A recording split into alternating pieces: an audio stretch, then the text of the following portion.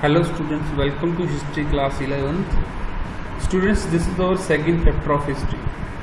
The first chapter we have done up to the evolution of human being. That was important till that topic. Now this is our second chapter. Second chapter is writing and city life. City life we are going to talk about. In ancient world, people were not used to live in the cities.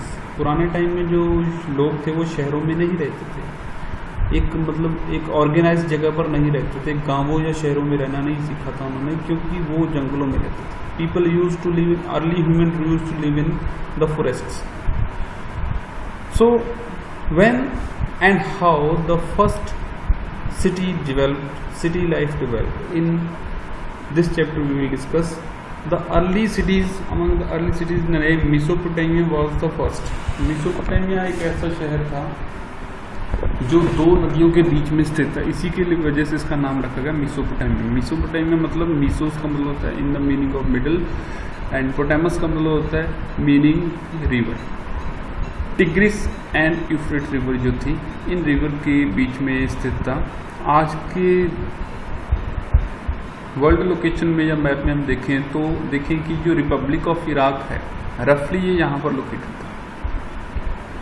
Mesopotamia शहर काफ़ी पुराना था, लगभग हम कह सकते हैं कि 2000 BCE से भी पुराना था. तो मेसोपोटामिया में बहुत सारी चीज़ें मिली हैं.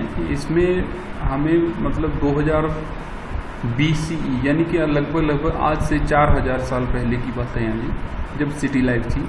तो उस टाइम मेसोपोटामिया सिविलाइजेशन जो थी वो अपनी प्रॉस्पेरिटी, सिटी लाइफ और रिच लिटरेचर के बारे में, मैथमेटिक्स और एस्ट्रोनॉमी के बारे में जानी जाती थी. इसके एविडेंस मिले हैं.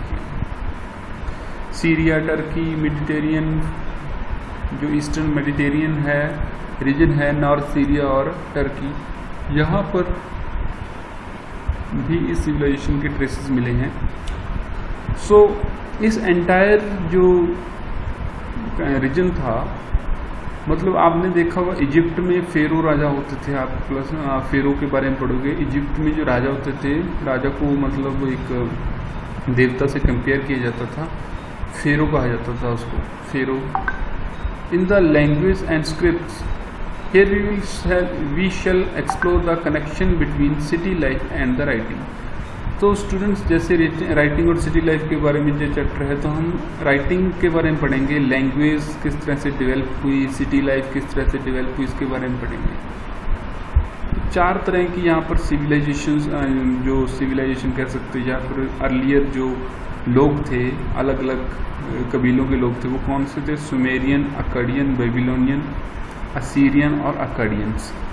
असीरियंस एंड अकाडियंस, ये लोग जो थे यहाँ पर आए थे अलग अलग टाइम पे. जैसे 2000 BCE में बेबीलोनियन, 11000 BCE में असीरियन, इस तरह से अलग अलग नामों से इनको जाना जाता है. बाद में 1400 के टाइम में अरेमिक्स भी आए, जो अरेमिक लैंग्वेज बोलते थे.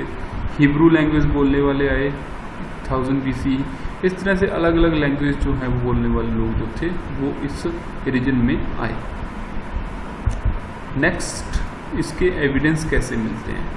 तो जो शहर हैं, उरुकमारी जो शहर हैं, मेसोपोटामिया एक पुराना, अब तो ये शहर नहीं है लेकिन पुराना शहर था. लेकिन 1840s में जब इसकी खुदाई की गई तो यहाँ पर मिले कि यहाँ पर मारी और उरुक जैसे बड़े बड़े शहर थे. मेसोपोटामिया वो यूरोपियंस के लिए काफ़ी इंपॉर्टेंट है. बाइबल में इसका जिक्र किया गया है, जहाँ पर शिमार लिखा गया है उसका मतलब सुमेर है. तो इस तरह से बहुत सारे जो स्कॉलर्स हैं उन्होंने यहाँ पर एग्जीक्यूशन की, यहाँ पर खुदाई की और यहाँ इस चीज़ों का पता लगाया कि असल में ये कैसा शहर था. और ये mid 19th century there was no stopping enthusiasm for exploring the ancient past of Mesopotamia. 1873 में ब्रिटिश न्यूज़पेपर ने भी इस तरह के एक्सपीडिशन को फंड किया.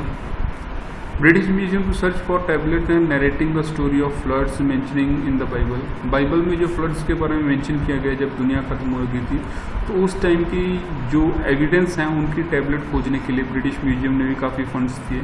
तो इस तरह से एविडेंस कहाँ से मिले शुरू हुए, इसके बारे में बताया गया है. तो 1960 में हिस्टोरियन ने, स्कॉलर्स ने ओल्ड टेस्टामेंट जो बाइबल वगैरह में लिखा गया था उसको और मेसोपोटामिया की हिस्ट्री को रिलेट करने की कोशिश की, तो उन्होंने पाया कि असल में जो उन बाइबल में या ओल्ड टेस्टामेंट में जो लिखा गया है असल में वो सच नहीं था, लेकिन उसको रिलेट किया गया था। तो इस तरह से इसकी एविडेंस मिलते हैं। बाकी इसके बारे में हम डिटेल में पढ़ेंगे इस चैप्टर में। पहले आप इसके इंट्रोडक्शन को अच्छी तरह से पढ़िए। Thank you.